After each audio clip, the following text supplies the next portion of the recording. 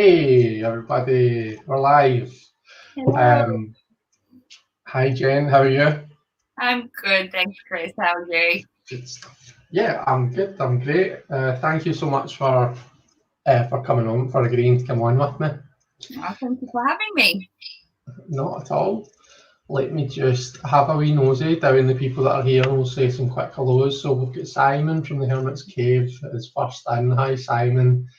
Hi Justin. He says hello to Chris and Jen and all his friends. We've got Deanne from Blue Crescent Tarot.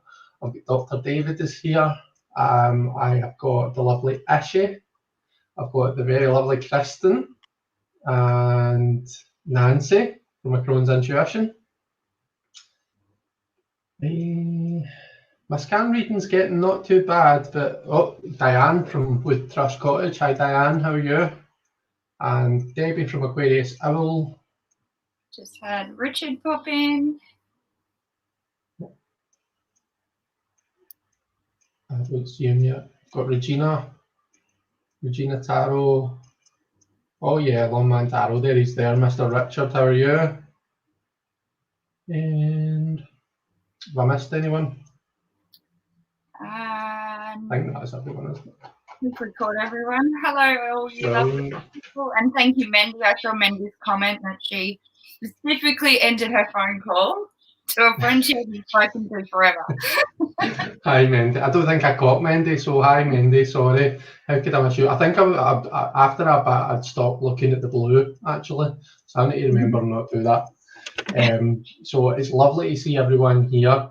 I'm sorry this was a wee bit last minute, and by last minute I mean I only posted this in the Barely Balanced Divination Den about 10 minutes ago. So yeah, I've been a wee bit behind schedule this week, shall we say. Doesn't help when I confirm last minute either. So yeah, to be fair, it's, you know, you've been, you know, you asked me ages and ages ago to do this, and I've just been rubbish at getting back to you. So it's all good. So it is. Richard says, shattered Mr. Chris back at the chalk face today, or is that you back in the classroom, Richard? Look back teaching in person. That must be. You'd be in bed by now, Richard, actually.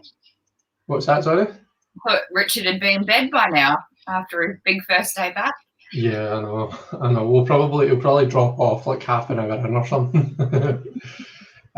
So we all know why we're here. We're here to do. We're all going to do a reading for the lovely Jen. So that Jen, I normally at this point get my guest to tell everybody a wee bit about themselves. We all kind of probably know you a lot better than we even know me, to be fair.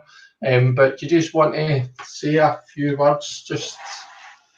Yeah. So, well, I'm pretty sure I know most people in here.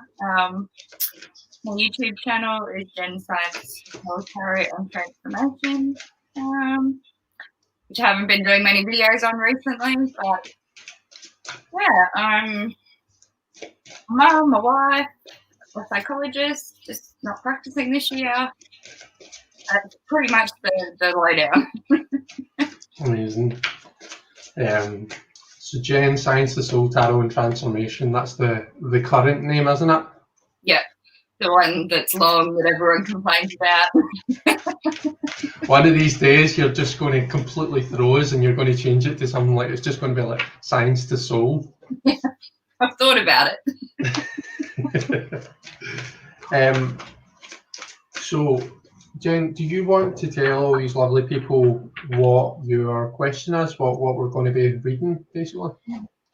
So it's more just a general about kind of next steps, where to go. With being so down and out, I haven't even thought about plans, future, anything like that. So just kind of, I guess, what's coming up for me. Okay. And the way we're going to do this, everyone, Simon says, Ken, didn't you start out as just Science to Soul? Yeah, Simon, I was Science to Soul Tarot with Jen. I think so. I started. Sorry, I just that popped out because he's put it in capital letters, so I thought, oh gosh, I better say that. I just thought I'd give everyone something to whinge about. So yeah, just a bit of a check-in then. What I'm going to do is I'm going to do it in the same format that we did for Malamir a couple of weeks ago. So you're going to use the same spread because I thought that worked quite well for the kind of more general what's coming up for me type questions. So of course I'll talk us through it as we're going through it. But as always, guys, we'll be kind of reading I'll be putting the cards on the table, and just also remember, let's just make the table bigger just now. And we'll all be reading from, the cards that I'm putting on the table. So it's not a kind of everyone picks their own cards and reads with that, because otherwise, the idea behind this is, as well as kind of Jen getting the benefit of the reading, is for everyone to learn together. And I think it's just easier when we're all singing from the same hymn sheet. So we'll use that spread. I'm going to pull a wee soul card. I've been shuffling my soul cards. So we'll pull that to start off with. And then we'll get going. Richard says, saying here, Jen, what you mean I have to recommend now? What's he saying? You're good, Richard. You've gone back to work. You know the trajectory. Right. Okay. Oh wow, what's happening in this? So let me show you guys the soul card that I've pulled out. So we see someone who's got their eyes closed, they're kind of deep in contemplation. It looks as though they've got something in their hands and they're kind of looking at it, they're inspecting it, but it's quite difficult to actually make out what it is that they've got. I don't know if you've got any thoughts looking at that, Jen? No, I can't really make out. It kind of half looks like they're holding something, half looks like they're opening up their chest. Yeah. Oh yeah, I see what you mean actually.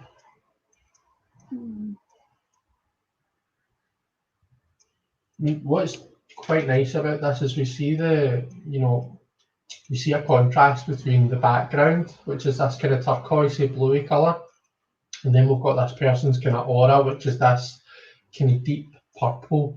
There's some really kind of dark colours in there, so it's quite a it's quite a dark card. It makes me think of someone who's maybe going through a bit of a time at the moment. At the very core of it, we seem to have this light. I'm not sure if this is material that they're holding in their hands or what, but either which way, whatever it is that they're, that they're doing with their hands, we have this kind of bright light coming out. So we see that reflected in the kind of crown and third eye chakras here in the head here as well.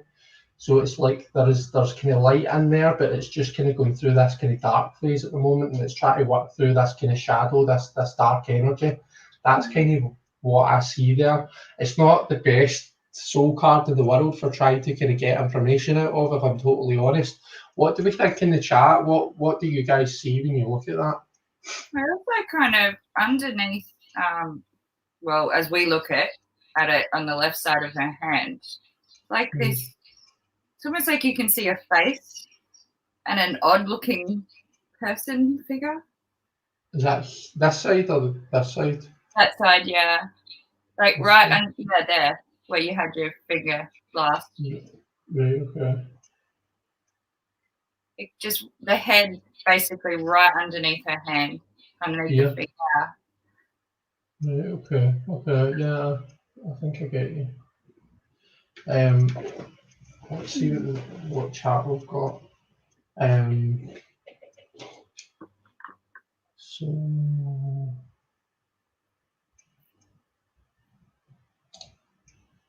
So Diane says she looks like she's looking at her invisible cell, as in cell phone.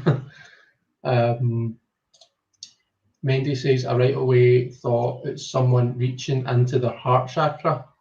Right, okay.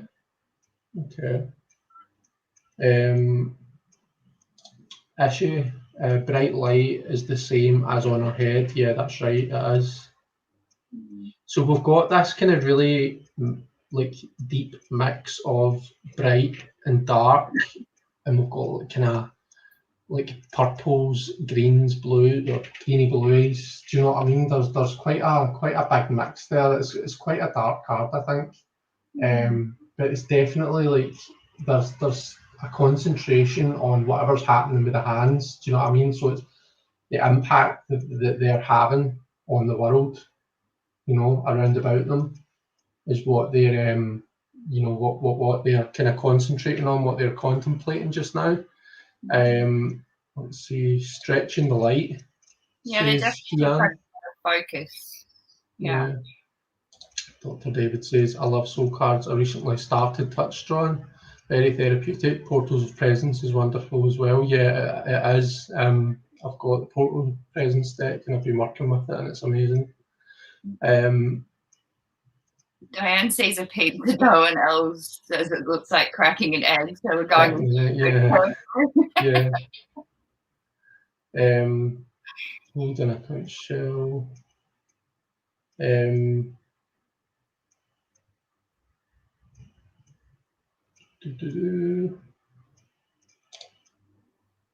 Magic pizza though that turns into whatever you're craving. That would be good. Okay, dokes. Right, I don't want to labour this one too much, but yeah, interesting. What will be interesting to see is what we think about it after we've done the spread.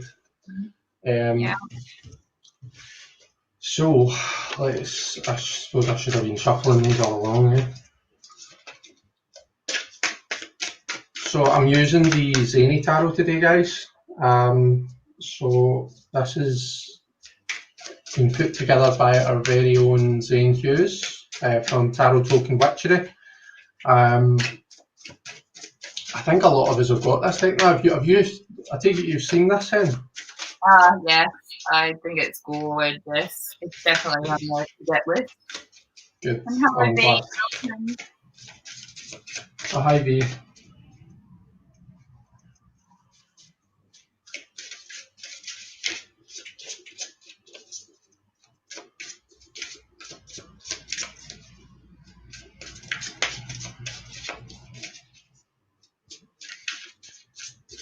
Yeah, Deanne, I need to get the deck too, definitely. Right.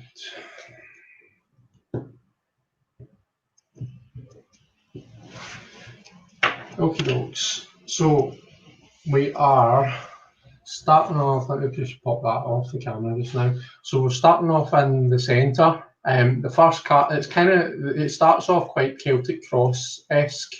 The first card is pretty much supposed to signify Jen, what's happening in Jen's current present world, you know, and kind of her immediate environment, that type of thing. So let's see. Right, okay, so we're looking at the Ten of Cups. So there's a massive focus on family there, and for me, Ten of Cups. When you look at the Ten of Cups and the Nine of Cups, they're two quite similar cards. Do you know what I mean? When you look at the water energy, the heart energy that's going on in them, they can be quite similar. But for me, the Ten of Cups it's almost like taking it back to the very core. You know, what is absolutely important. You know, and that's why like Nine of Cups, usually you see all this community happening. Do you know what I mean? You're surrounded by all these people, and then in the 10, it's like you've wound it back and you've got your kind of nearest and dearest. So that's usually what I see when I look at this card. Tens, you're also looking at things like, so tens for me are like the kind of completion of one cycle and the start of a new one. So 10 of Cups, you might see that coming up if like you're, you know, if you're moving out of your parents' home, for example, or if you've got kids that are moving out of your home, you know, that's kind of moving on, not on bad terms, on very good terms. You know, that's kind of healthy, coming to the end of one cycle and starting something new. It's all those kind of amazing things that I kind of think of when I look at the Ten of Cups. Yeah, that was definitely my, I guess, first thought was that coming to the end of a cycle, which Okay. would be fantastic because the last cycle needs to end. Yeah. Okay. And this is a really kind of warm. I'm sorry, I'm not. I need to hold it up so you can all see it. But this is a really lovely warm card for me. You know, we kind of see this. You know, we see that the figure in it, the character, and they're kind of hugging their dog's kind of done that thing where they jump up into their arms and they're just hugging their dog. It just gives me really happy feels. So it does. What about people in the chat? What do we think about this? What are we thinking about starting off with the Ten of Cups? So Deanne says support of family getting you through. Kristen did notice all the coffee cups. Right enough. Let's see, Joe. Not sure if that's to do with the card. Oh, that's because that's more reading for the soul card. Hi, Joe. By the way, how are you doing?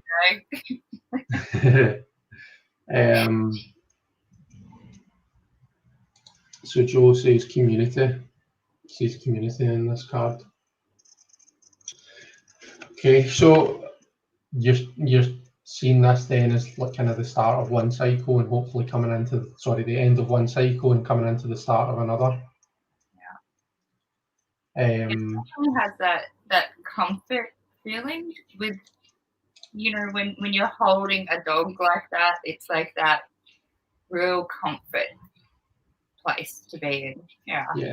Yeah, it's that kind of unconditional kind of, do you know what I mean? It's just abandoning everything else. It's just you're hugging your wee dog and that's really all that matters in that moment. Just being in the moment, I think. Kirsten says, I see it not as support of family like normal reading, but you creating your own happiness. Regina, unconditional love.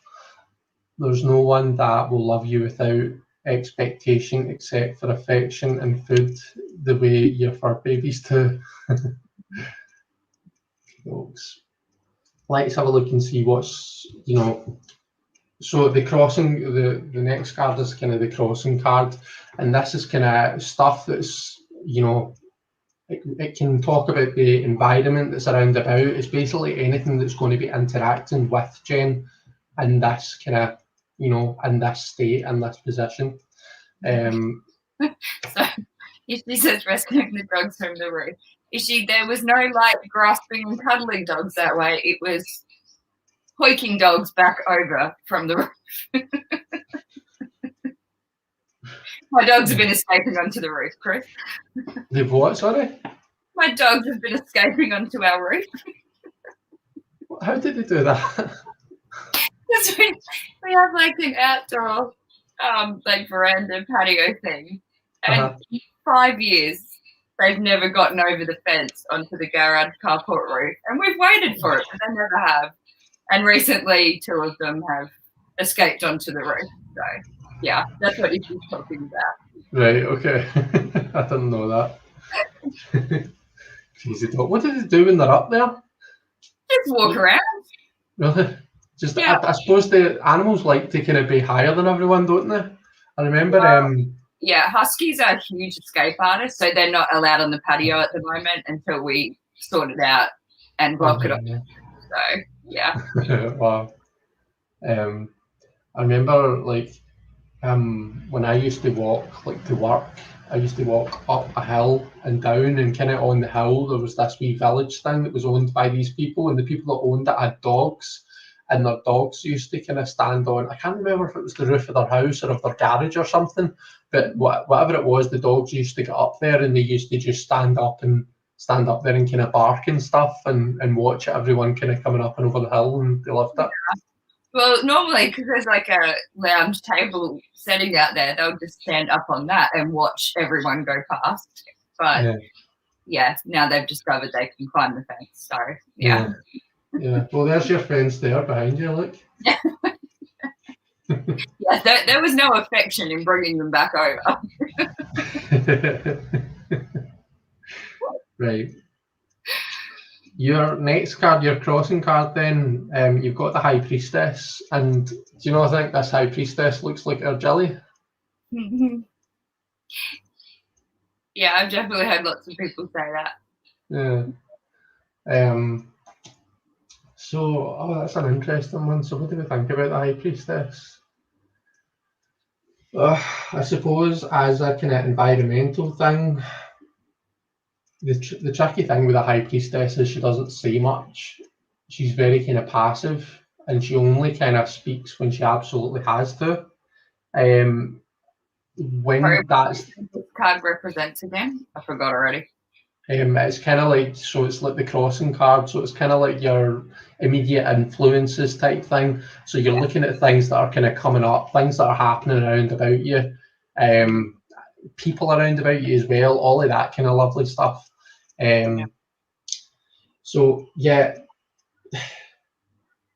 you can also like there's also kind of different ways of looking at the first two cards. So you can think of this as like your kind of innermost being, your kind of, you know, your inner self, and this is your outer self. Do you know what I mean? Either which way, with the High Priestess as immediate influences, what I'm kind of thinking is it can be quite a difficult place to be in, because there is a lot of uncertainty when it comes to the High Priestess.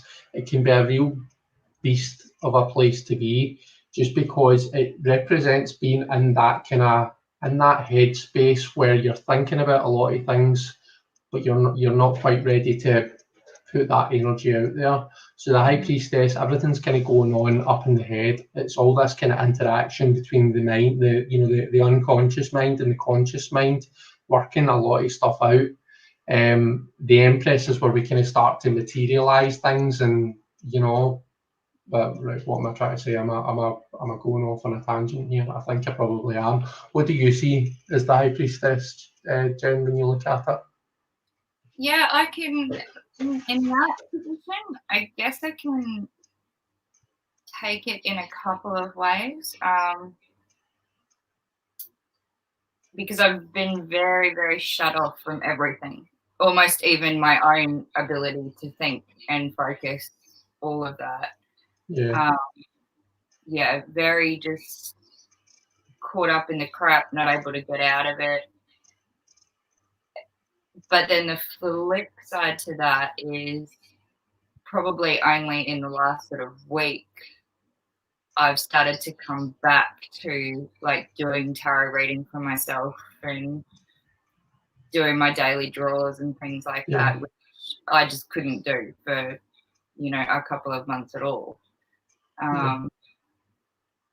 And you talking about, like you mentioning Julie straight away, that's almost another factor, because she's been a huge part of the helping through this last kind of couple of months. So I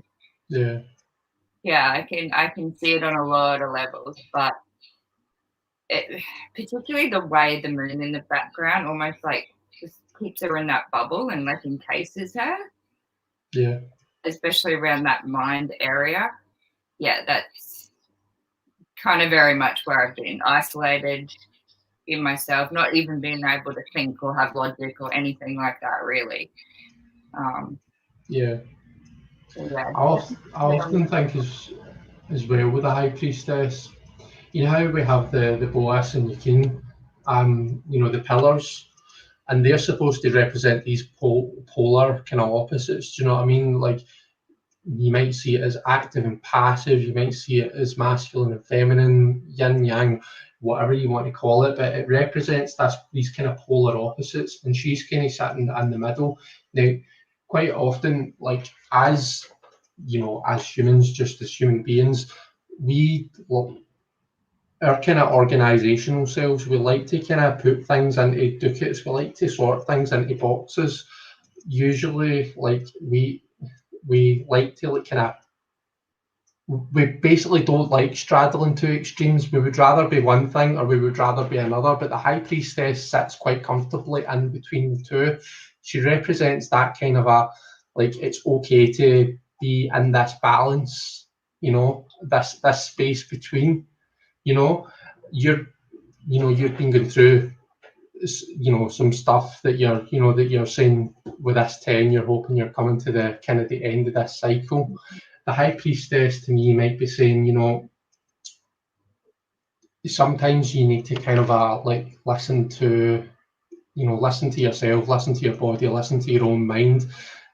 Sometimes it's okay to not be okay. Do you know what I'm trying to say? Like, you don't have to like shift yourself over to one of these extremes. It's okay to be in this developing stage in the middle. Does that make sense? That makes a lot. I'm always been all or nothing, and I've sort of said to a couple of people, and it's come up in a couple of readings where I feel like finding out how low my iron was, and this is the reason I couldn't function. It was like the universe saying, if you won't stop and have balance, we are going to make you stop and have balance. Yeah. But there was also something else she said as you were explaining that kind of came to me with it all. And it was only just the other day I said to my husband, I am so sick of feeling this way and I'm frustrated. But there's a part of me that's almost really scared to get better. Because what if I get better and then I'm still can't figure out what I want to do, or I still don't live up to my own expectations? I know that sounds stupid, but it's that fear of, okay, if I'm better, then I've got no reason as to why I can't function properly or why I can't make up my mind as to kind of where I'm heading. So, yeah, that really made me think of that too, just as you were talking before. Yeah. It's the expectations, isn't it? Quite a lot of the time it's the expectations that we put on ourselves rather than, I can't imagine for a second, I don't know Dean at all, I can't imagine for a second he's sitting there with a list of chores for you to do when you're feeling better.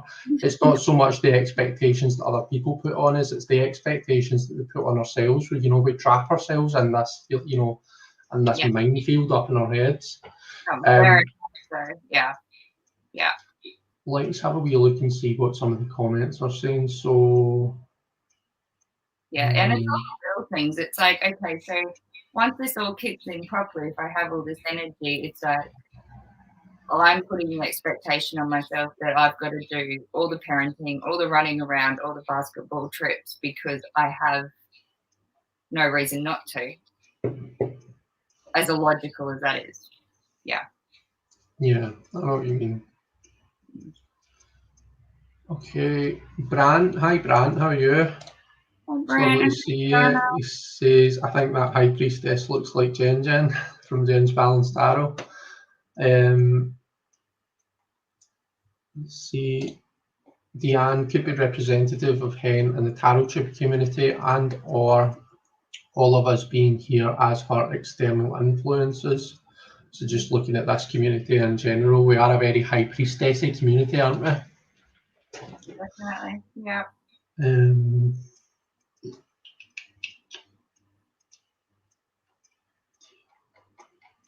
Chat jumped. Could even be herself or needing to stay in touch with her intuitive self whilst dealing with physical struggles. And then a wee love hearty ring thing. Yeah, great comments. We had the light on the head and in the hands and the soul card. And now in the rainbow and the moon. So she's like kind of tracking the light.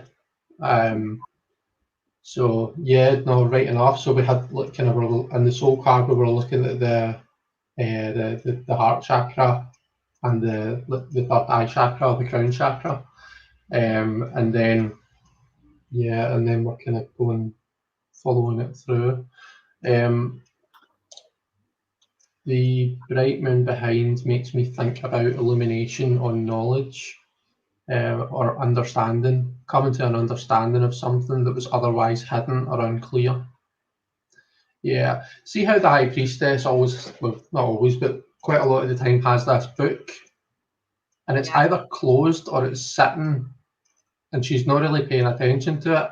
I know that it's not that book's supposed to represent like I think it usually says Torah on it, doesn't it? It's supposed to represent all this divine knowledge. Quite often, the way I read it though is just sometimes you need to put the book down. Do you ever get that where you're reading a book and you read the same sentence about 5 times and you're like, I still don't know what that sentence said? And sometimes it's because you're trying to jam pack far too much information into your kind of whatever the correct term for it is. I would normally just say your conscious mind, but it's like that kind of immediate part of your brain. Do you know what I mean? Where all the information goes initially. If you try and pack too much information in there and you're not taking the time to actually let it process, that's what can happen. And sometimes you just need to like put the book down for a bit. So we're not talking literally about a book here, but there's obviously a lot of stuff that's been worked through, and that can involve being in your head a lot, being in that kind of uncomfortable headspace. And sometimes it's better to just kind of like stop thinking about it, stop consciously trying to logically work out what it is that you need to do to feel better and all that kind of thing. Sometimes it's about letting your unconscious mind unravel it a bit, because I didn't read it, I heard it in a program. I've been watching Criminal Minds, and one of them said like your conscious mind can process something like 11 bits of information at one time. Your unconscious mind can process something like 11,000, or it was some 11,000, 11 million, whatever it was. It was a massive difference between what you can process. So the power of your unconscious mind is really something that shouldn't be underestimated. So sometimes, wow, I'm really ranting here, sorry, but sometimes it is better just to kind of stop trying to process and make everything logical, and just kind of relax into it and just sleep on it, really. Yeah, definitely a downfall with the over analysing and thinking and processing. Yeah. Oh no, I've no idea what that's like at all.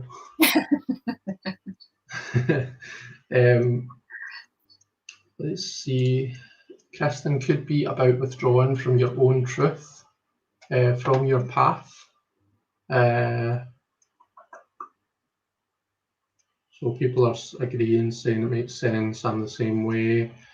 Sadhana's here. Hi, Sadhana. How are you doing? Is it Sadhana or Sadhana? I don't like mispronouncing people's names. I say Sadhana. Okay. Now you've got me confused and thinking. Sorry. Let me just think of that.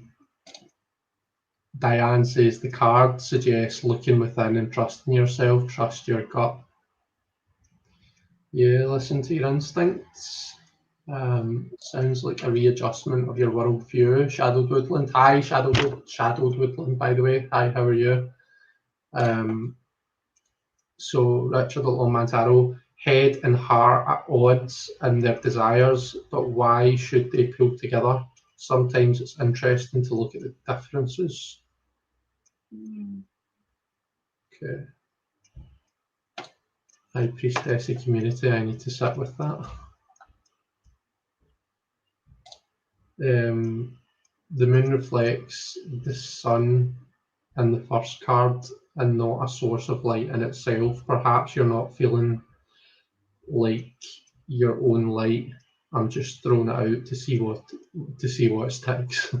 You're just throwing past at the fridge to see what sticks there. Yeah, makes a lot of sense, Kristen.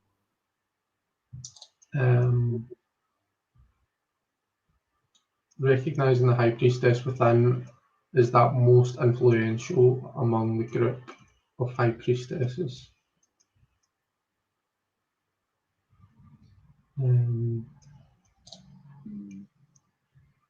That was right. Yeah. So, I'm not that far behind, actually. We're doing okay.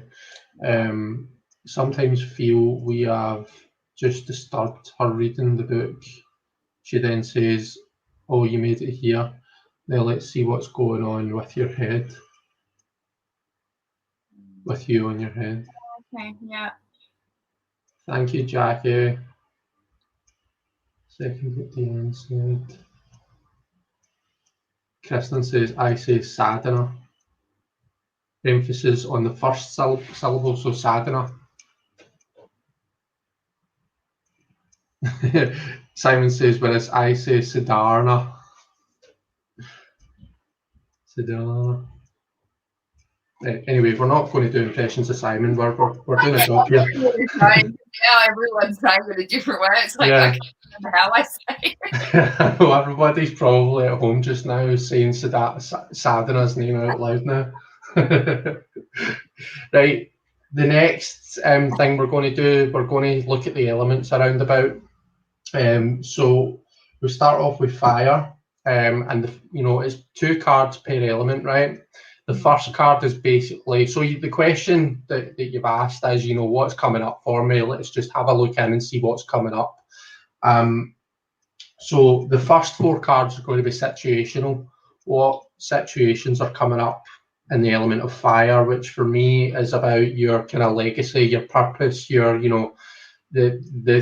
the thing that you, for a lot of people it's their job, for some people it's their family, it depends. The fire element is different for every individual person.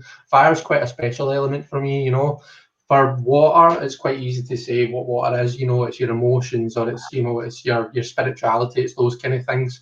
For air, it's all about our thoughts, our head, our intellect.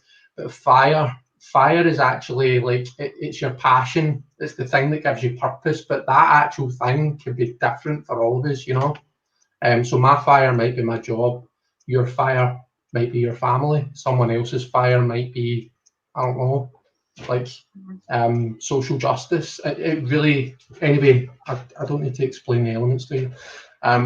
So yeah, the first card is going to be about looking what types of situations are going to see coming up in the element of fire. And we've got the Emperor. So the Emperor is always a nice card to see when the question is like, shit's been happening, I've not been feeling too great, what's coming up, because the Emperor is the one who starts to take that chaos and kind of bring some sort of order into it. Do you know what I mean? Yeah. It's funny because we tend to think of order and chaos as being opposites, when really they aren't really. It's like the trick is to actually learn to ride the chaos. It's to learn to live in it. It's not about like making everything ordered and perfect and just the way you want it, because that Lady Fortuna is going to come along and turn the wheel and turn everything on its head again soon. It's about learning to live in that chaos. But the Emperor represents, he represents bringing order to the things that we can bring order to. Do you know what I mean? Bringing a bit of structure back into things. In your fire, do you think of a particular, when you think about the element of fire, do you think of something particular? Does it have a particular meaning for you in your life?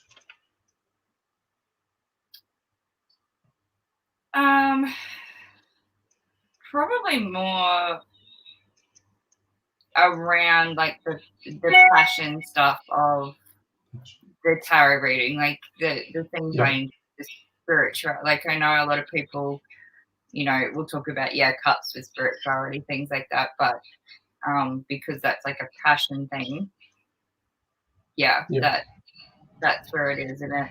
The Emperor, it is my birth card when you work it out. I've never understood why, because I'm totally an unorganized person, but it's also interesting because it made me think back to what we were talking about earlier, where it's almost like I felt this was the universe's way of saying, bitch, we are going to make you stop and work out how to balance. Like, so you are not all or nothing all the time, yeah, so that was like one of the first things that kind of came into my head when I saw the Emperor card. Yeah, because it's like I'm always looking at that balance between things. Yeah, definitely. I think like when you're going through stuff, do you know what I mean? When you're going through a difficult time, your fire is always one thing that can suffer. Do you know what I mean?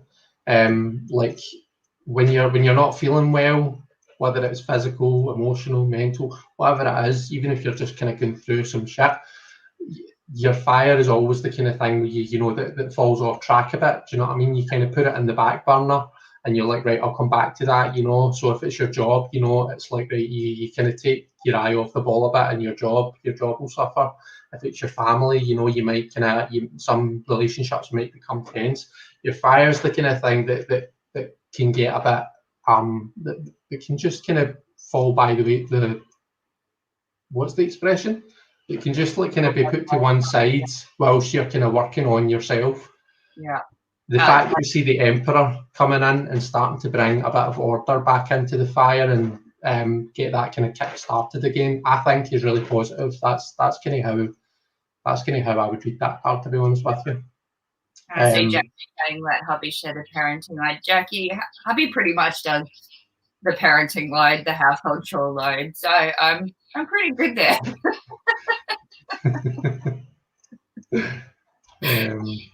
Let's see, where are we? Oh, right. Sorry, I'm skimming by. So, Regina Taro says foundation, structure, building sanctuary for self, loved ones, and community. You'd caught Deanne's comment about the Emperor being your birth card. Jackie, this is why it's your passion path to become Emperor-like. Think rising sign. Yeah. Oh, I don't know what rising is. Are you good with astrology, Jen? Nah, no. I've worked out all the whatever it is, but I couldn't remember them. Yeah. I just know my sun sign's a Sagittarius. The rest I have written somewhere, but I can't remember. I know what my moon and rising signs are, but I don't really know what they mean. Like I know I'm a moon Leo, but what does that mean? Like, is that how I present myself? Or I don't know. But anyway, think rising sign, she says. So Sadra says, I like fire and Aries season starting soon. Gives Jen a bit of breathing time to plan before she gets going again.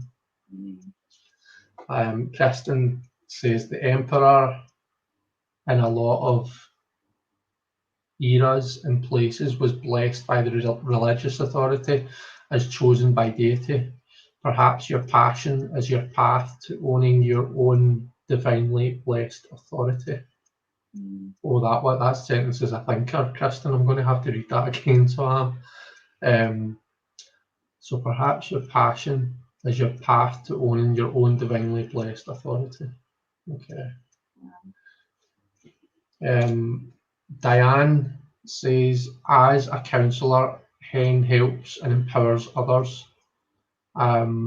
Meld that with a community of spiritual guides. We guide each other through doubts and realise our potential, be it magical, artistic, psychic. Regina's answering my question. So moon is emotional life, rising is external presentation. Right, okay. So my rising is Taurus, so that basically means I come across like a raging arsehole all the time then, yeah. Like a raging bull.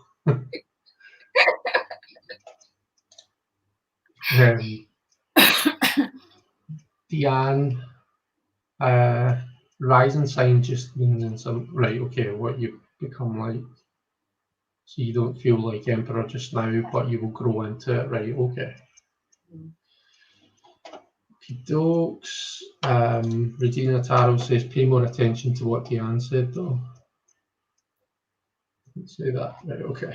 Cool. So that's the kind of situational card that we've got in fire. So we're starting to see a bit of order coming back into the kind of fire area of life, you know, that kind of your passions and stuff. The next card is air, so we're going to have a wee look and see what's coming up, you know, inside your heads, intellectually, all that kind of stuff. So so we've got the Hanged Man. So the Hanged Man for me, or the Hanged One, I beg your pardon, that's called the Hanged One in this deck, and just let you have a wee look at it. You know, it's to me, this is very much about taking a new mindset, you know, adopting a beginner mindset, taking a different point of view about something. Yeah. Very much so. Yeah, that resonates a lot. Yeah. It can be quite a difficult position to put yourself in. I mean, you can see that if you look at the card. I don't think I would be able to get myself into that position. Anyway, like, it can be quite difficult to make that sacrifice, make that surrender, and actually just kind of let go. You know, it's the easiest thing to say and the hardest thing to do. But the whole point in the Hanged Man is the enlightenment that we get out of it. Odin did it to discover the runes. Do you know what I mean? There's some sort of empowerment and enlightenment and being able to do that. So we're in the realm of the mind here. So for me, this card is very much about adopting a beginner mindset in order to, you know, see the way forward, in order to best learn new stuff, essentially. You know, the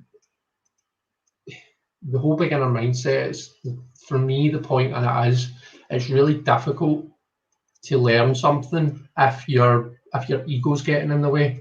Do you know what I mean? And I'm the world's worst for it. Can I just say, like, see if I've already got a bit of a primer in a certain subject area, I go into that with that in mind, and I find it really difficult to put aside what I think I know. And because of that, I usually fall off the wagon really early on. So this is an important lesson, I think, for anyone.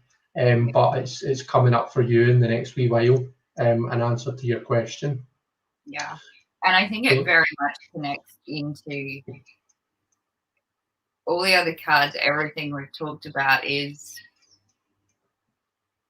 this whole situation of being so down and out for so long, making me realize, like, I have to take a different perspective of things. Yeah. And yeah, the issue there is remembering to do it. You know, once I'm back to 100% health, it's remembering to keep that change of mindset going. Yeah. Yeah, definitely. Let's see what we have got in the comments. So yeah, you all have fantastic comments. Kristen's asking, what is Aquarius like? It's my rising sign. My mum's Aquarius sun, and lovely woman, but you don't want to mess with her. That's all I can say about Aquarius. My daughter's Taurus, so say no more. She's what? What did you say? Oh gosh, well, my wee brother's a Taurus as well, so he is.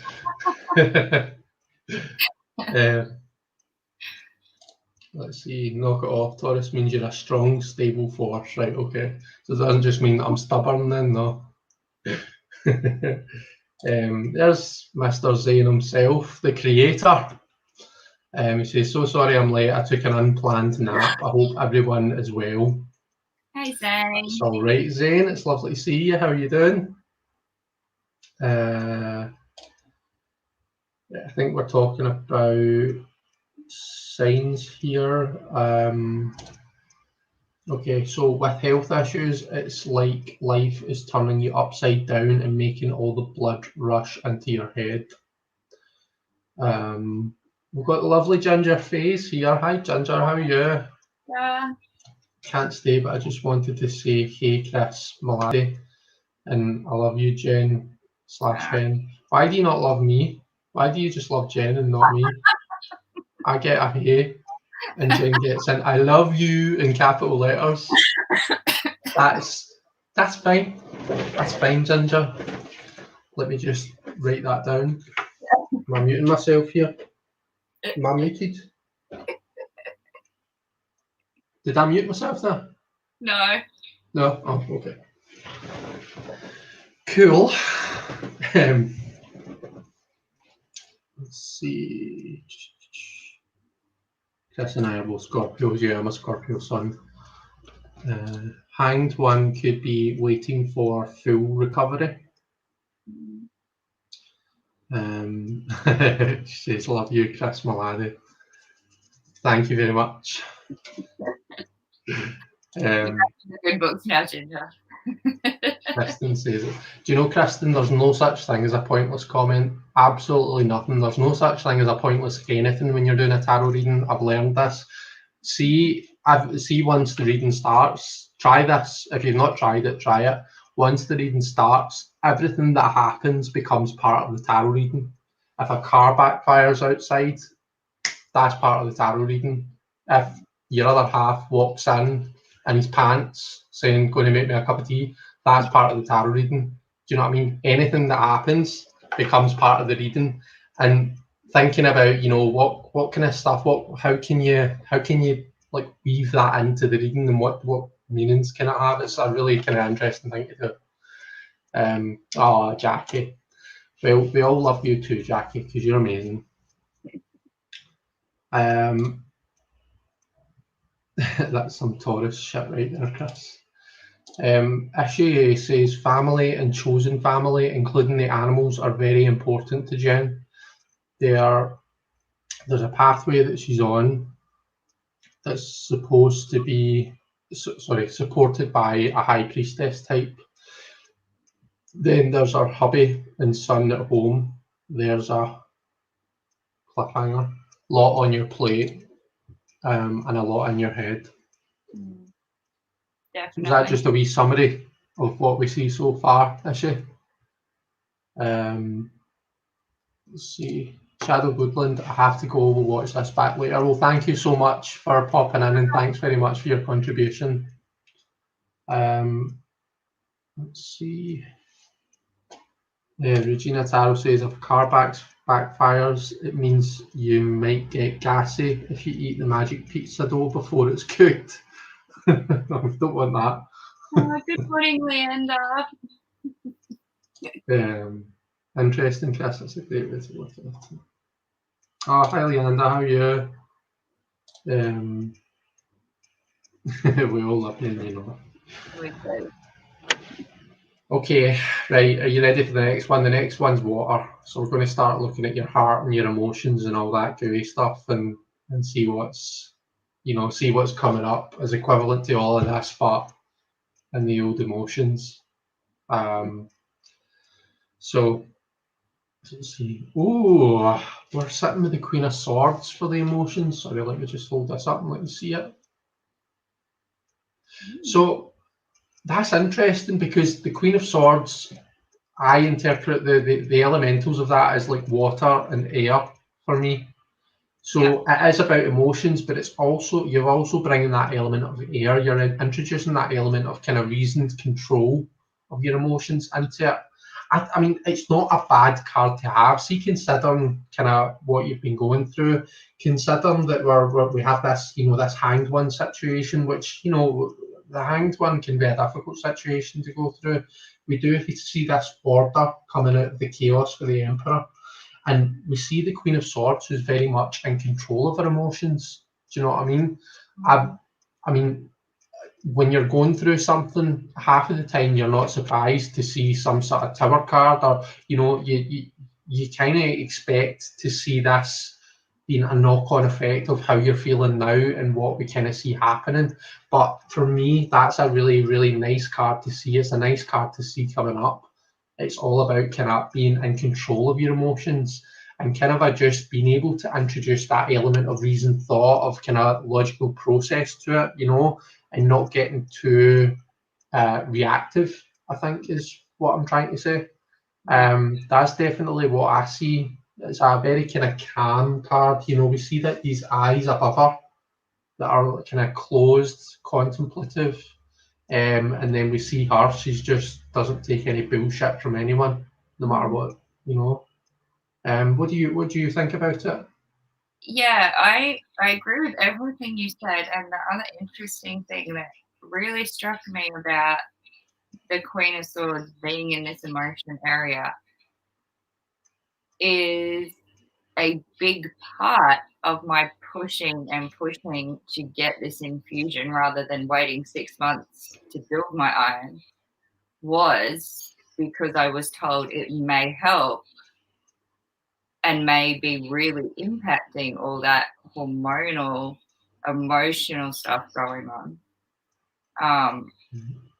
And even having just changed my diet and supplements prior to the infusion, I definitely saw a difference. So yeah, it's really interesting to see that card in that position. Right. Good. A good interest in, I take it. Yeah, definitely. Good. I feel good about it. Let's see. Mandy says, I'm listening while doing some stuff and I hear Chris say there's a wee cliffhanger. I thought he was saying he felt like the reading needed a part 2. I'm happy for any reading to have a part 2. Happy to have anyone on. It's not a one-time only thing, by the way. Can I just say that to all my previous roundtable reading people? Roundtable querents, is that the right term to use? Yeah, that works. And whilst it's in my head and whilst I remember, if anyone fancies coming on and doing what Jen is doing just now, you know, being our querent for the evening, then I would be delighted to have you. So just send me a wee email, elementalcartomancy@gmail.com, or send me a message on Facebook or something if you've got me on Glide or whatever, and just let me know that you're interested. I would be delighted to. Don't think I've not got anyone scheduled after Jen. So yeah, get in touch. But anyway, let's go back and see what everyone is saying about good old Queen of Swords. So yeah, it was a summary. I'm waiting to see other cards before reading deeper. Not rushing anything. That's okay. Waffling again.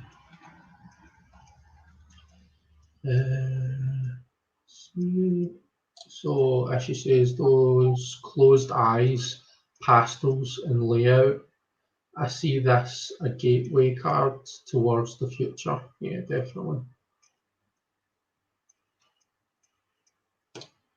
Leander says, I see the Queen of Swords come through very often for women who have been through a hefty challenge. They're exhausted. Oops. Okie dokes. Oh, and Kristen, the wrong one, says steel is made with iron, so there's that. So she's picking up on obviously the sword is steel, and steel is like an iron alloy, I think. Swords are made by making them hot and then quickly dipping them into water, only briefly to keep them sharp. Perhaps this refers to Jen's need to balance her emotions and fire in order to stay focused. Okay. Yeah. Cool. You know, when I normally would see this card in a reading for me, it would be very significant of the fact that I'm usually in my head and, you know, not really ever getting outside of that. So I can definitely, see that here, but given its position, what it's representing, I really see it more as being that positive aspect. Yeah. Fire, water. Yeah. Yeah, definitely. Okay. The next card, we're looking at the element of earth. So this, this is where we start to kind of look at the material world around about you. It could be a financial message. It could be about health. You know, basically anything that we have in our lives that give us security. Do you know what I mean? money, house, health, all that kind of stuff. So let's see what we're looking at. We've got the moon card. The moon is the situation card. Let me just, I'll get rid of this just now, and then hopefully I won't lose my place. So we've got the moon coming up as the situational card and the element of air. Don't know how you feel about that. I look at it, I see the moon as being a bit of uncertainty. It's like, it's uncharted territory. So it is, and it requires a certain type of mindset. So it does. Now, nicely enough, positively enough, when we're looking at these cards here, we are seeing this kind of new mindset coming in. Even in the emotional card, we've still got this element of air coming into it, and just kind of bringing that, you know, that psychological aspect, that intellectual aspect. So I think that there's definitely the potential to deal with this and deal with it really well. But when it comes to the moon, like I say, it's that kind of, it can be quite a deceptive space to be in. It's usually the moon, you know, you're in moon energy if you're like, what the shit is happening here? Like there's no familiarity here. I'm not sure what's going on. It's like I feel as though I'm in the twilight zone. Everything feels surreal. Surreal is probably quite a good word to describe for me what the moon means to me. So it's about being able to kind of negotiate that. It's about knowing how to handle that, not trying to overly intellectualize things. It's about actually just embracing the situation that you're in. It's kind of like, it's interesting that we've got the Hanged Man and the moon kind of opposite each other here, because I see them as kind of being very, they speak to each other, and the message is quite similar. It's about embracing the situation that you're in and not trying to turn it into something else, and just kind of you know, take some, you know, take some, oh, for God's sake, why can I not remember any words? Take some comfort in the fact that, you know, the sun's going to come up at some point, you know, that it's not going to last forever. It's just a kind of phase. So there's maybe a wee bit of difficulty coming up there. You know, that's what I would see with that. Now, how do you read the moon card, and what do you see? How does that kind of stand out to you? Yeah, it makes a lot of sense in that position, because, yeah, I guess at the end of the day, that it is that earthy, practical, what's next aspect. Yeah. That I don't know, you know. So, you know, and the moon sort of representing what's still kind of in shadow versus what can be brought to light. I think it makes a lot of sense in that area of Earth. Okay. Okay, that's good. There's a lot more processing on that with all the other cards, but yeah. Yeah, definitely. So that's the situational card. What will be interesting is what the advice card is, because that's what the second layer of elemental card is going to be. It's like kind of the advice in each of those areas. So I'm interested to see what card we get here as the advice, but we'll come to that. Yeah. Let's see what people are saying quickly.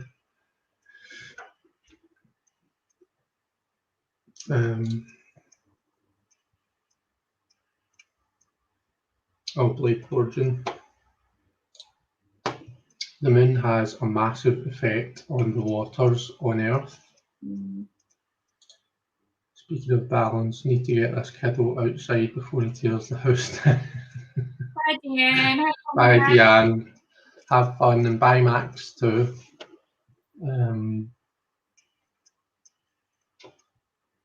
Let's see. And good night, Richard. Richard's off to bed.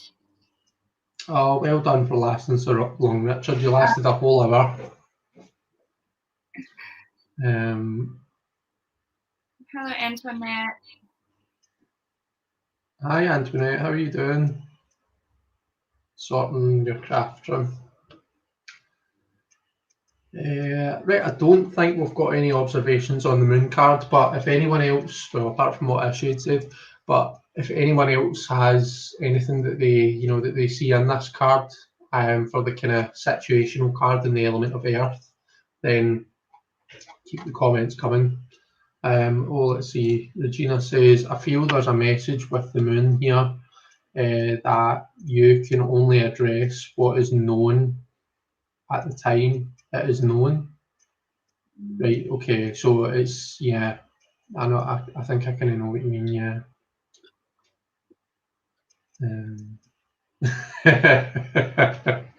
Look, so Simon says, night Richard, won't be long till I join you because he's away to bed. And then Elle says, steady that. Oh, poor Simon. Right.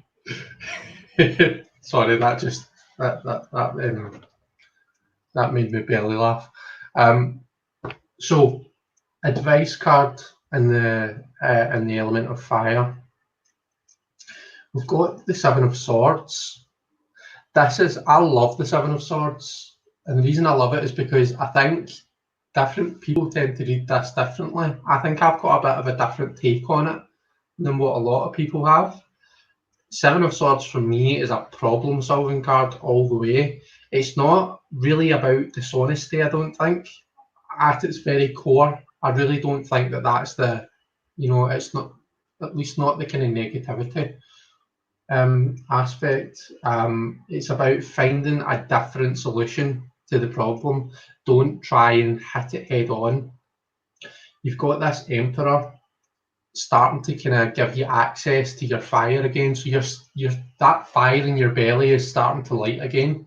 You're starting to feel, right, okay, well, I want to get back into my tarot again, or whatever it is that gives you purpose. Do you know what I mean? You're starting to kind of feel as though you can access that again. But the Seven of Swords is coming in and saying, do you know what you've gone through in the past, however long you've been going through it, it's made subtle changes. So don't be surprised if you've got to kind of change the way that you kind of, the way that you do things a wee bit. So it could be something as simple as, well, from now on, you need to get to your bed an hour earlier. So you're not going to be able to do lives until whatever o'clock. And I know you don't do lives at night, so that's just a stupid example, but it could be something as simple as that. It's about taking a different tact. I think it gets this bad rep because quite often we see it looks as though the guy's just like stealing stuff. I don't, in the traditional Rider-Waite Smith, I don't really see it as that. I see it as there's this army that he's got to face by himself. He knows that he can't beat them one-on-one, so he goes and takes all the swords away. He disarms them, So that's his, that's his cunning. That's his way of dealing with that problem, as he takes their power away from them. Yeah, there's an element of dishonesty to that. There was an element of dishonesty if we think about like Greek mythology. I don't know how into Greek mythology you are, but you know how like Cronus was eating his children. So Cronus's wife was the Titaness, or the Titaness. I think it's Rhea, her name was. Cronus had several kids before Zeus, and he ate every single one of them.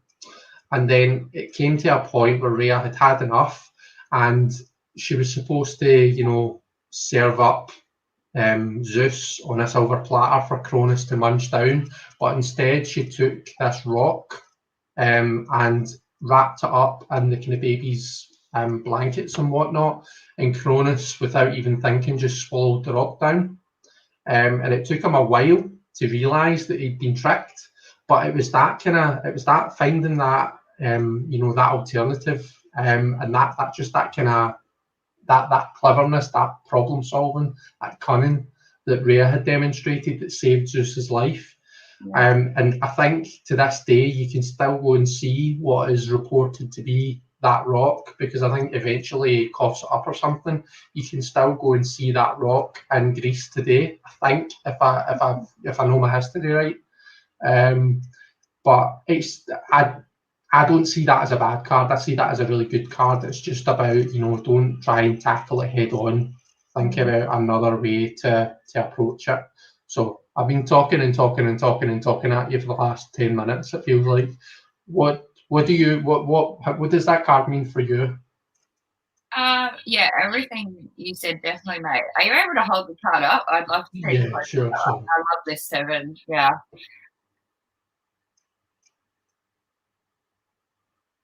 Yeah, such a great card. Yeah, 7 of Swords to me, I guess, also at times can mean kind of gathering the resources up as well. yeah.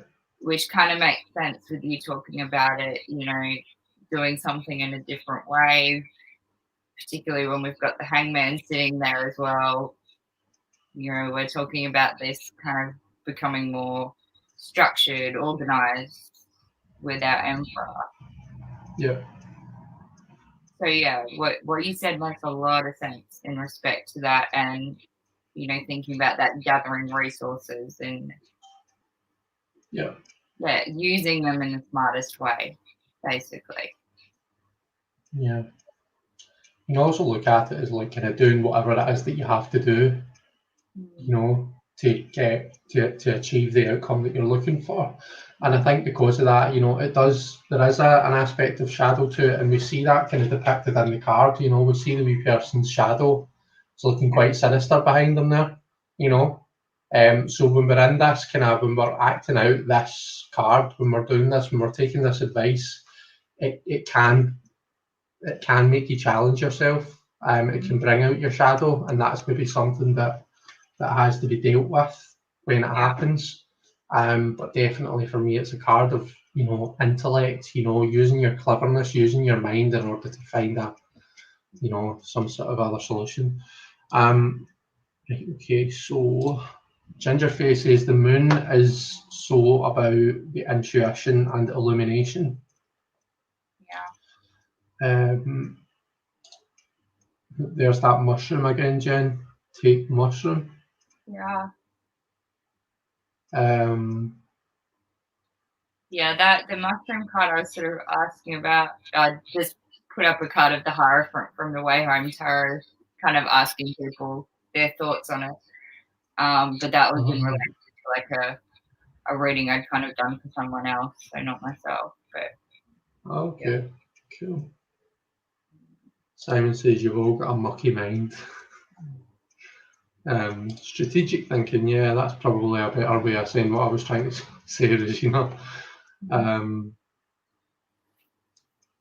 So I see the Seven of Swords as being about knowing your own worth. Definitely. Yeah. Moon relating to Earth.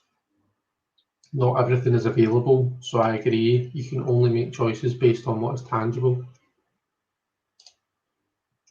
Interpretation, Seven of Swords, gathering information to further your course, taking action to prevent being outsmarted or beaten to the finish line,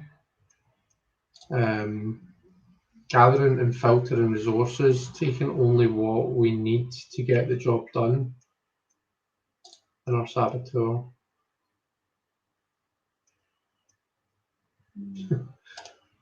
Says speaking RuPaul. Is that in our saboteur? Is that a RuPaul? RuPaulism. Okay, dokes. The next card is the advice, but we're moving on to the element of air. We've got the lovely strength card. Let me hold it up and let you see it. So be proud of yourself, be confident, be the amazing goddess that you are, really, is what I see with this. Strength is so, for me, it's a card about, not, we have this tendency sometimes, for me, the lion and the human, the figure in the strength card, they both represent different aspects of the self. And we see the kind of mundane everyday self taming the divine self, or this amazing part of yourself. Now it's a balancing act.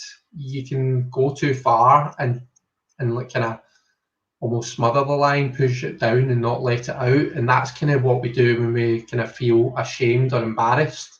But at the same time, if you don't kind of keep on top of it, sometimes that inner lion can just lose control, and that's when we can come across as being really kind of egotistical and arrogant. All these kind of all the kind of negative Leo mannerisms, I suppose. So it's this balancing act, but for the most part, I see it as being about confidence, about having having confidence in yourself. So the situation being the hanged one, it's about taking that different perspective, that new mindset, being open to that beginner mindset, and then the strength card is just be proud of yourself. When we've been going through difficulties, quite often that challenging perspective, that finger pointing, that critical analysis quite often gets turned inwards, and we start to really tear ourselves apart. But strength is just, I think, for me, strength is coming in there just to remind you, do you know what? Every single problem that you've had from the moment you were born, every single thing that you've been through, you've come through it to get to where you are just now. So just, we all have our shadow work, and we all have our shit that we need to get through, and we all have our stuff that we need to do and learn and get through and all that. But at the same time, we need to be gentle with ourselves. We need to be proud of the good, the bad, and the ugly, really. So yeah, what about you? What are you thinking when you look at the strength card? Yeah, definitely. I think it's a perfect combination to have in air with the hangman, really starting to look at things differently. And as I sort of said, it's for me, it's about making sure I remember to, well, I guess remember what I've learned from all of this when I come out the other side, which, yeah, definitely that strength. And I sort of see it in a very similar way as you. It's kind of that, that inner beast, the inner instinct that can go too far but can serve, and sort of having control over that. So, yeah, quite the perfect card in that position with the hangman, I think. Yeah, definitely. I think as well that the hanged man represents taking yourself into that unknowable zone. It's kind of that like see if you take yourself back to being in the classroom at school. You've got a classroom of 30 people. All 29 people, all 29 other students are saying this, like the answer is one thing, and then you're that one person that thinks something different. I don't know about you, but I would never have had the confidence to put my hand up and say, no, I disagree with you, all I think it's this. I usually would have kept my mouth shut. And if I'm totally honest, if I probably still do that a lot of the time, like in work, do you know what I mean? So like in your head, being in that hanged man zone, it's, we can all do it. We can all put ourselves into a place where we think differently, where we look at things differently, and we come up with these kind of different solutions to a problem. The real crux of it, the real trick, is actually having the confidence to stick by that and to say, to speak from your hanged man perspective when everyone else is the right way up. I feel as though I'm talking in metaphors here, but do you know what I'm saying, or am I starting to talk shite? No, that makes perfect sense. Yeah. Okay, cool. Yeah. Right, the element of water. So, I mean, the Queen of Swords, to me, has everything together. It looks as though things are looking pretty good, but let's see what advice we've got. We've got the business as usual card. We've got the Eight of Pentacles. So, okay. I think that's, in terms of, your emotional self, over the next however long you're wanting to look at, really, but when you're talking about, what's coming up for me, well, over the next period of time, I think it's about, keep churning away, keep doing what you're doing. See those everyday kind of tasks, those things that we do, those routines that we keep up every day. there's a reason that we do them, and don't get me wrong, you know, they can become a very negative thing, but at the same time they bring certainty and comfort, so they do. So I think that's very much about kind of keeping up with your routine, and that just kind of helps you keep in a good place emotionally. I think just be silly things like pulling a card every day, for me personally, that's like that's just a way to kind of keep my mind working and keep things going, and I just kind of keep myself from, you know, going to a bad place. Things like going down at lunchtime and watching a wee episode or something with Sandy and having my lunch every day, it kind of keeps me from feeling too shitty about work. It's that kind of thing, it's the routine things, that just the small things in life that just kind of keep things ticking by, I think.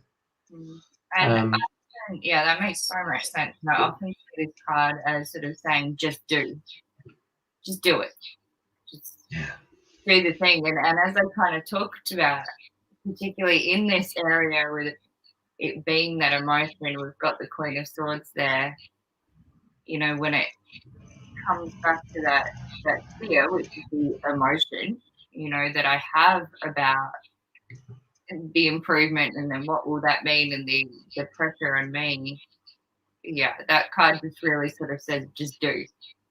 Because yes, all of my routine, everything I had, my daily stuff that kept me connected, that kept me grounded, that played into my passion areas, all just kind of went by the wayside. Yeah. So that, yeah, perfect card. Okay. I realised I didn't go through the comments for the last couple of cards, so let's just good night, Simon. Thank you for joining. Oh, is Simon away to bed? Have a good sleep, Simon.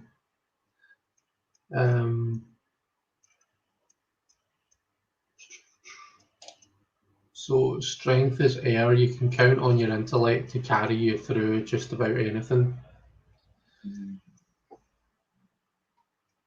And that's interesting too. Yeah, because with that strength, when we talk about it's sort of that balance of taming the two sides and bringing them into balance, and being someone who's very in my head.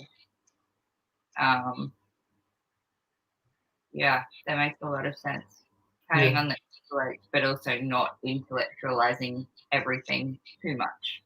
Yeah. She's pointing out that we've got 2 suns and 2 moons. Yeah.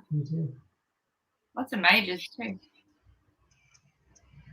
Yeah, right enough. Let's see. What Chris is saying, where your viewpoint differs but has strength, could relate to how you felt about work. Yeah. Definitely not. Yeah, not listening to that pressure of what I should be doing. Yeah, that makes sense. I've just seen Simon's comment. I'm off to join Richard. Yeah, I saw that. Actually, the perfectionist card. Emotions can be tempered with routine and rituals. They say it takes at least 21 days is that, of trying to establish something new and to an established behaviour. Yeah. Password changes, that's all I'm going to say. Blooming password changes in work, they do my absolute head in, and it does take me about 21 days to get used to a new password. I know that's not what you're talking about, Ashley, but hey ho. I brought it up, so it's now part of the reading. Change your password, Jen. Technically, the 21-day thing is a fallacy, not to get intellectual, because all habits take completely different amounts of time to form. But it still makes sense with what you say, Rishi. Yeah. See.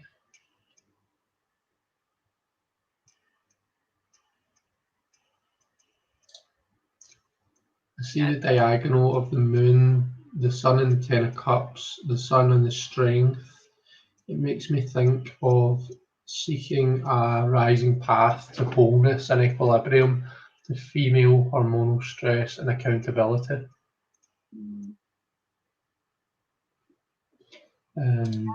That's an interesting pickup, Kristen, yeah. Look at the spread. The right side, representing the future, is full of bright, cheerful colours, a good sign. That's true, actually. Wow. Okay.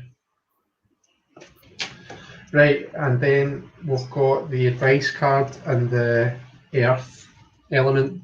This is one that I was saying I was interested to see. I was interested to see what it is. Oh, look, Jen, look what we've got. We've got the lovers. Yeah. And I love this lovers card. Yeah. God, every card in this deck is amazing. That is, isn't it? Yeah, in that position though, quite interesting. I quite often have quite a different interpretation of the lovers from what most people would look at it and see. So if it's okay, I'm actually going to ask you what you see in this card first. What do you see as being the advice there in the lovers card? See, to me, having the lovers with the moon in this position, I don't know, it still suggests that the actual reality, the things, the day-to-day, the physical, the doing, is still almost not quite clear. But I also think that could mean that that's okay. You know, with the lovers card, because I read the lovers card mostly about, you know, being choice, having a choice in things. Yeah. And definitely with this card in particular, you see so much, but I guess the first thing that jumps out is the brightness, the color, the happiness, the pride that's happening here as well. Yeah. So I don't know. It's almost saying to me like it's okay if the path, the actual physical,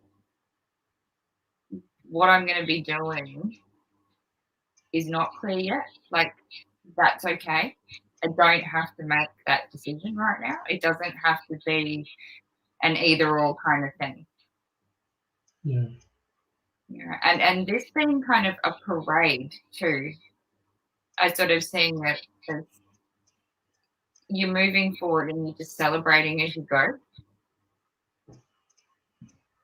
Yeah, definitely. Kind of, so I still don't think it really gives any real clarity to what maybe I should be doing in this area, but it's also at the same time saying, well, that's okay. Yeah. What I see when I look at these, when I look at the moon and the lovers together, and people are commenting, and I think it is really astounding. Look at the majors that we've got here. We've got 2 majors here, 2 majors here, and a major here. You know, and we've got the Emperor as well. But we've got the rainbow and the rainbow, and the moon and the moon, and the sun and the sun. Like the light, just the display of light that we have on this diagonal is really it's beautiful. It's astounding. It's outstanding. So that is definitely something to behold, I think. Now, when I look at these 2 cards, I feel a bit clearer about the moon now, to be honest with you. The lovers, for me, if I think of the Fool's journey, the Fool comes from, everywhere and nowhere. He jumps into this, to this reality. All of a sudden, the magician is teaching him how to interact with and manipulate the environment around them. How to be active, how to interact. The High Priestess then comes along and teaches him, well, do you know what? You don't always have to interact. Sometimes it's okay just to be passive and kind of take things in rather than assert yourself onto the world. You've got the Empress and the Emperor being the mother and the father. They nurture father brings order and rules. You then get a Hierophant that brings the community and, you know, your society, and puts all of these kind of, basically the Fool through the first 5 cards is learning how to exist in the physical world, what you can do and what you cannot do, what are the rules, what does everyone around you expect from you. The Lovers is, like you say, it's that choice card. The Lovers is when the Fool gets to a fork in the road, and the reason he gets to that fork is because he's got one part of him that's telling him to do what he's been told to do so far. You know, these are the rules, you know, that the Hierophant and the Emperor have set out, and I know that this is what I have to do. I need to go for the sensible, you know, if you think about the Marseille decks, I need to go for the sensible brunette, you know, person. But there's this gorgeous blonde over here, and, you know, the desire in me, you know, that other part of me that really just wants to do something for myself, wants to go off in that direction. So for me, the Lovers is about reaching a fork in the road where you're the part of you that wants to do the right thing by everyone else, by society's expectations that they've put on you. It veers off from what you want to do, what you desire, and it's where you need to make a choice. Now we've got this uncertainty, this kind of twilight zone almost that's being created in the moon, and I feel as though that is being created because of this kind of this divergence in you.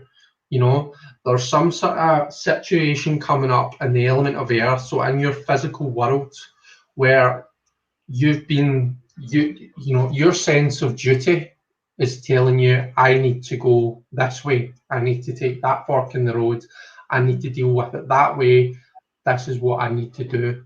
But in actual fact, you know that that's not quite that's not what your deepest self desires, that's not what you really want. And it's about making a choice. Do you do what you've been conditioned to believe that you have to do, or do you break free from that and do something for yourself for a change? Do something that you want to do. That's how I read those 2 cards. That's the situation that I see there. I mean, it's 2 major arcana cards. We're talking like it's quite an impactful situation that we're looking at, I think. So that was why I'm saying I know that I read the Lovers a bit differently from everyone else. So I wanted to let you. I didn't really want to scatterbrain you. I wanted to kind of let you get your thoughts before I basically make a mess. Yeah, makes a lot of sense. Yeah. Okay. Let's see what everyone in the chat's saying.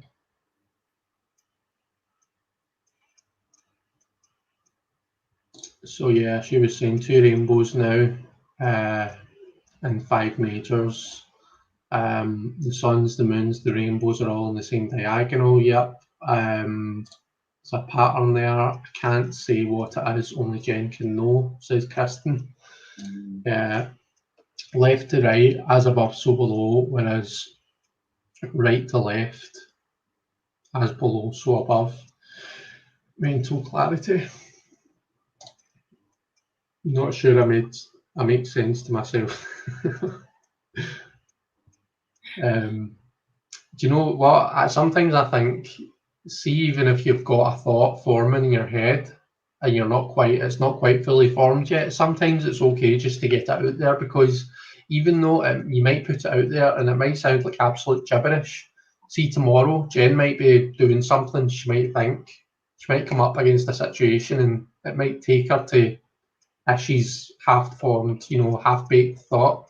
So I always think it's worth kind of, you know, putting it out there. Ramble too, so it's all good issue.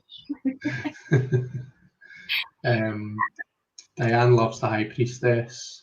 I see a specific person in our community as that High Priestess. Those balances between sun and moon on the diagonal, maybe that is rising with strength to forge your own path.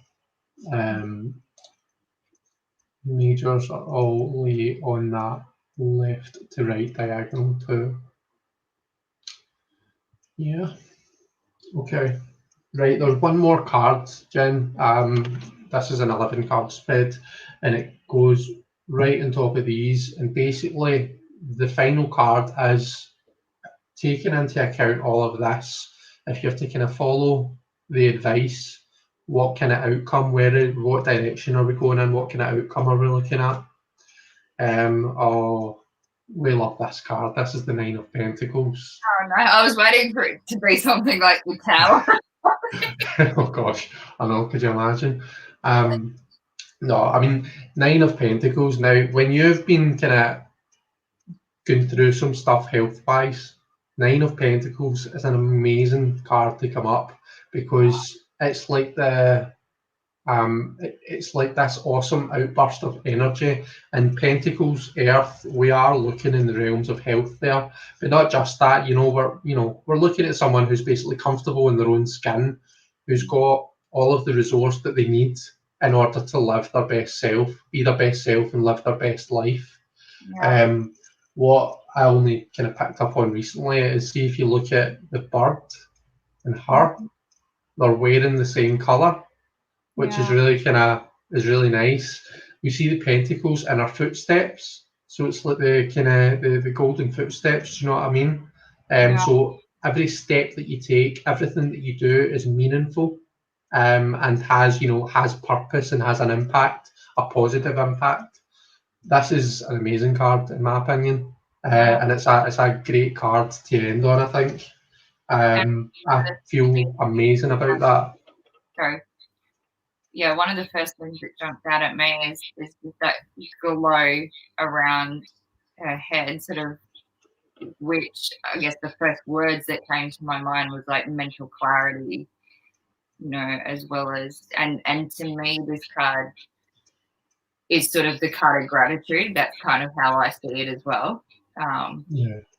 Yeah, beautiful. I was kind of holding my breath there, going, "Oh shit, what's the last card going to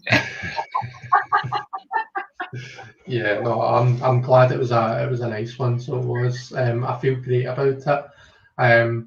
So just to kind of I suppose just to sum up what we see, there's a lot of positive energy, I think, in this reading. I know that we initially, when we looked at the Earth zone, we felt a bit uncomfortable, maybe, we maybe saw a bit of difficulty. But I think that it's, for me, like I was saying, I think the difficulty is in your viewpoint. It's the expectations that you put on yourself, and I think this Hanged Man kind of links in with the Moon, and with the advice and the Lovers. It's all about trying to train yourself to look at things from a different perspective.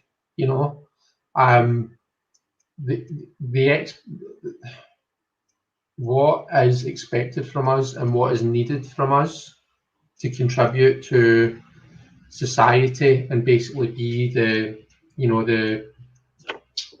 citizen that we need to be, is something that's evolving and changing all the time.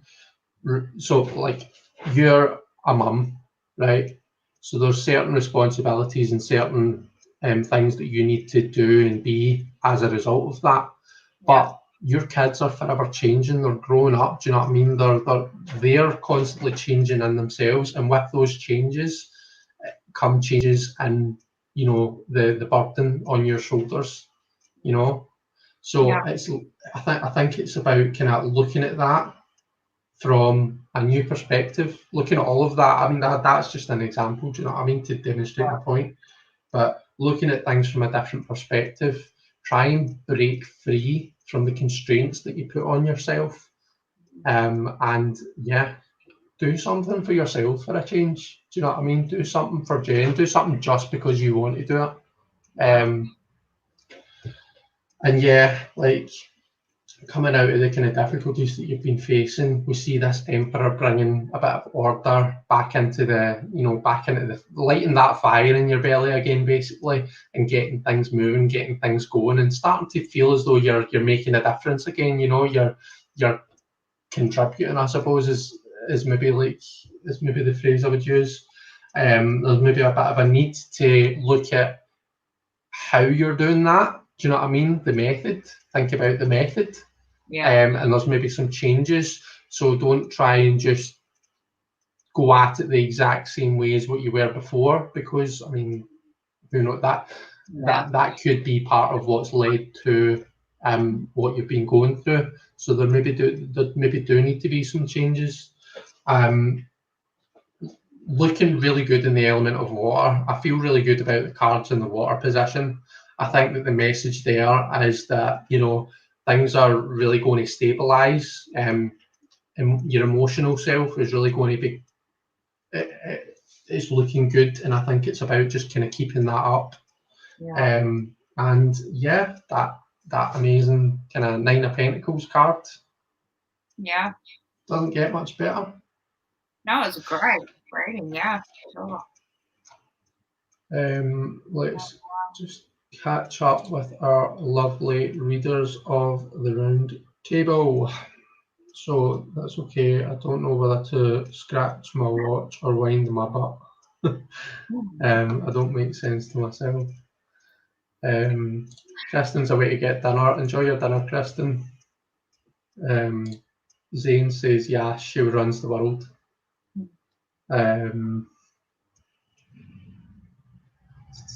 Thank you very much, Jackie.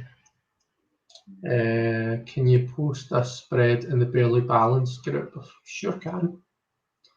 I think if I have my maths right, the cards total 96, which breaks to 15, which breaks to 6, which is the Lovers. Okay, well, I get the calculator up and quickly tot them up. Sure. Just out of interest. I don't normally do like the kind of reading personality for bigger readings like this, but I know Ashley likes to, so let's see. So we started off with a 10.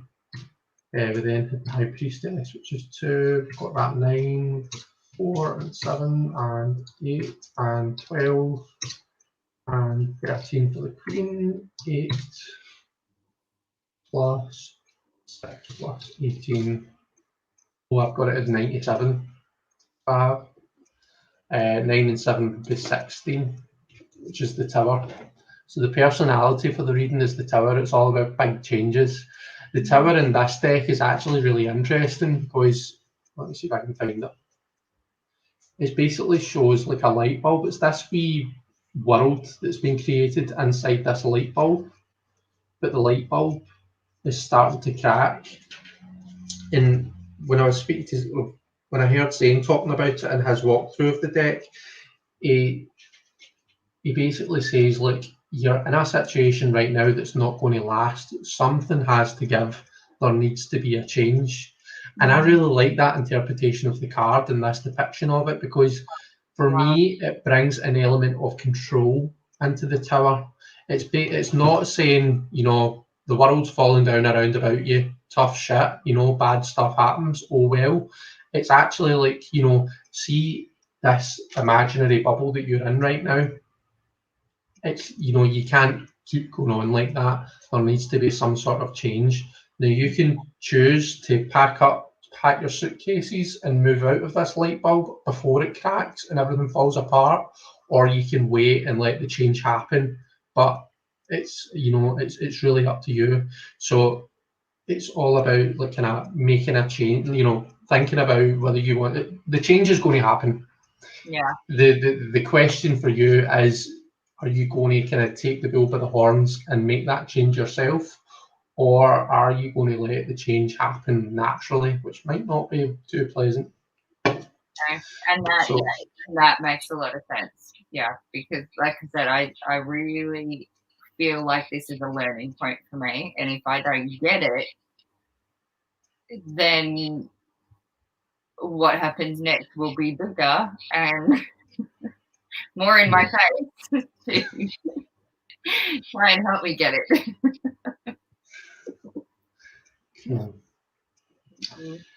Right. Let's see. Yeah, it is a great Tower card. Yeah. Okay, dokes. I think that, that's us then. That Yeah. concludes our reading for today of the soul card. I said we would bring this in at the end and see what kind of what we thought about it afterwards. Yeah, and just looking at the reading, everything we've talked about, thinking about that card, I think the main words that come to mind is open up, show the light. Yeah. Kind of really what I feel from that. Yeah, definitely. I think see if I look at that person and if I put myself in their shoes in that perspective, we all go through stuff sometimes, and well, there's a couple of lessons, I guess. We need to have our reactions to things, and we need to let ourselves have our reactions to things. See this kind of shadowy zone that we see. Yeah. No one likes to be in that that bad place, that shadow zone, but we're all human, and sometimes we just need to feel like shit. Sometimes we just need to work through stuff, and that's okay. Do you know what I mean? We all need to forgive ourselves for that. We all need to because we have there's this kind of mentality we need to kind of get on. I shouldn't be feeling like this. I should be feeling positive. I need to be positive about everything. Oh, there's 3 cups lying there and I'm upset about it. Oh, but there's 2 cups standing up. I need to focus on the positives. No, sometimes you just need to be yourself. You need to, let yourself be in your reaction, and you need to focus on that shadow zone. Yeah. But there's always light there. There's always light at the end of the tunnel. And it's about, working through your feelings so that you can get to that light and appreciate it when you get there, I think. So it's kind of twofold. It's don't stay in that shadow zone past its usefulness, but at the same time, don't be really hard on yourself for feeling a bit shit. Sometimes we just need to feel a bit shit. And, telling yourself that you shouldn't be feeling shit, that you should be positive, sometimes that can, for me anyway, you might be sitting there as a psychologist and talking absolute shite, do you know what I mean? But sometimes I think that we need to forgive ourselves, because telling yourself that you're not supposed to feel like that actually makes it worse in the long run. Yeah. That wasn't a very succinct way of saying what I was trying to say, but that was it. So Zane says, I wasn't here at the beginning, so I don't know what has been said about the soul card, but I get a very maternal vibe from it. Ashley says, care for the inner child, hold space for its emotions, no such thing as negative or positive. Oh, I don't know what that word is. Equanimity. Yeah, so just the being equal between the negative, positive, yeah. Okay. Cool. That was awesome. Thank you, Chris, and everyone in the chat. There was so much that came up as I saw the card, reading through the chat, that we'd be here forever if I kind of talked about all of it, but cool. I love watching these. I always have, but to be part of it is, even more interesting. What's come up. I know I'm going to take a hell of a lot from this when I go away, and I'll definitely re-listen and write it all down and look at all the comments again. And because there was just so much that came from having everyone's input and the way you did the reading. So it's been really awesome. Thank you. Thank you so much. It takes a lot to have the guts to come on here and bare your soul in front of everyone. So I really, really appreciate you and everyone else who's done this. I appreciate all of you, but thank you so much, Jen, for doing this. And I've really enjoyed having you, at my table. Yeah. In some metaphorical sense. But yeah, thank you, and feel free to come back anytime. You're always welcome. For anyone, like I'd kind of said partway through, for anyone who fancies coming on and giving this a go, just get in touch with me. Anyone is welcome. Yeah. I recommend. It's so different on this side. even greater than watching, which is great in itself. But yeah. Well, thank you so much. Good guys. Well, we will love you all and leave you there. I hope everyone has an amazing weekend. I'll no doubt speak to you in lives and whatnot over the weekend, but take care, everyone. And thank you so much for being here. I really appreciate it. Thank you all. Bye.